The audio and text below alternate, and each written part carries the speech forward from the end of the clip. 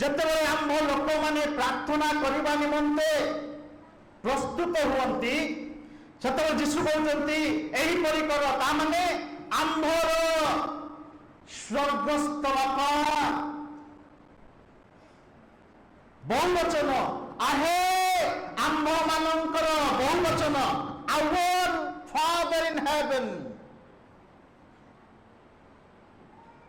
ମୁଁ ନୁହେଁ, ଆମ୍ଭ ମାନଙ୍କର ସୈନ୍ୟାଧିପତି ସଦାପ୍ରଭୁ।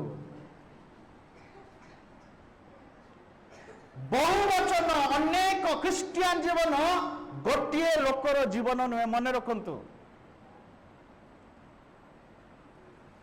ଗୀତରେ ବି ଅଛି ଗୋଟେ, ଆମେ ସର୍ବେ ଏକ ତାଙ୍କ ରକ୍ତେ କୃତ, ରାଇଟ୍? ଆମେ ସମସ୍ତେ ତାଙ୍କ ରକ୍ତରେ କୃତ ହୋଇଥିବା ଆହୁତ ଲୋକମାନେ ଯେତେବେଳେ ପରମେଶ୍ୱରଙ୍କ ସାନ୍ନିଧ୍ୟରେ ବସି ପ୍ରଭୁ ବୋଲି ଉଚ୍ଚାରଣ କରୁ, ଯୀଶୁ କହନ୍ତି ତୁମର ସେଇ ରୋଗରେ ତୁମ ଏକ ଉପସ୍ଥିତି ନ ରହୁ। ଏକା ଜଣଙ୍କର ନୁହେଁ, ଅନେକଙ୍କର ଉପସ୍ଥିତି ରହୁ। ତୁମେ ଏକ ନୁହଁ, ତୁମେ ଅନେକ।